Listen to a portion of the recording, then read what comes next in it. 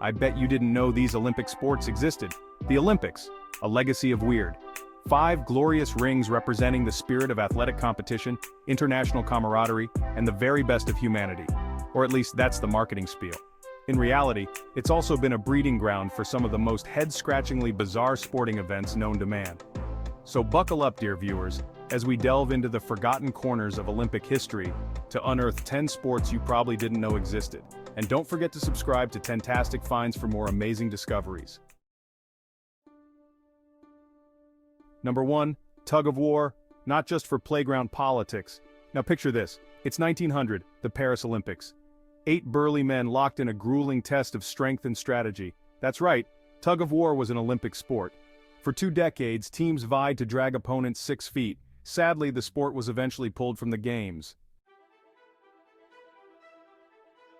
Number 2, rope climbing, reaching new heights of weird. Next up, we ascend to dizzying heights with rope climbing, just a man, a rope, and a whole lot of upper body strength. From 1896 to 1932, this event tested human grip strength. The rules were simple. Fastest to the top wins. Number 3, live pigeon shooting, an Olympic low point. At the 1900 Paris Olympics, a sport so cruel took place, live pigeon shooting. Athletes competed to shoot as many live pigeons as possible. The winner gunned down 21 birds. Thankfully, this event was quickly retired. Number 4, plunge for distance, the underwater limbo. The 1904 St. Louis Olympics introduced plunge for distance, an event as thrilling as it sounds. Imagine a pool, vintage swimsuits, and awkward splashing. The rules? Jump in, don't move, and see how far you drift. No strokes, no acrobatics, just men bobbing like soggy logs. Unsurprisingly, this event didn't set the world on fire and was quickly forgotten. Number 5, one-handed weightlifting, because 2 hands is for overachievers. Now weightlifting, that's a real sport. But apparently the early 20th century thought, you know what would make this even more impressive? Taking away a hand. Enter one-handed weightlifting, a short-lived but glorious spectacle of asymmetrical strength. It was a testament to human ingenuity, stubbornness, and the inherent absurdity of early Olympic events. Number 6, solo synchronized swimming, an oxymoron in the water. Synchronized swimming, the epitome of aquatic grace, teamwork, and, wait, solo? Before synchronized swimming embraced duets, athletes synchronized with themselves. Imagine a lone swimmer, adrift in synchronized splendor. Number 7, croquet, the sound of one hand clapping.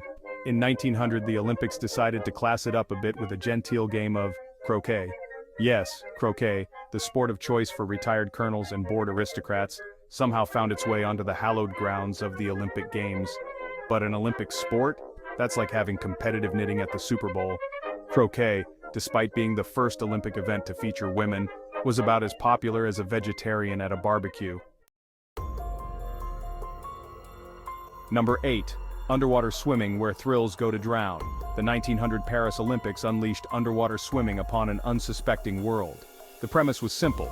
Swim as far as you can underwater, preferably without passing out from lack of oxygen. As you can imagine, watching people swim underwater is about as exciting as watching paint dry underwater. Number 9, club swinging, when juggling met gymnastics and had an identity crisis. Picture this. It's 1904, the St. Louis Olympics are in full swing, and a group of men are rhythmically waving wooden clubs in the air. They're competing in the majestic sport of club swinging.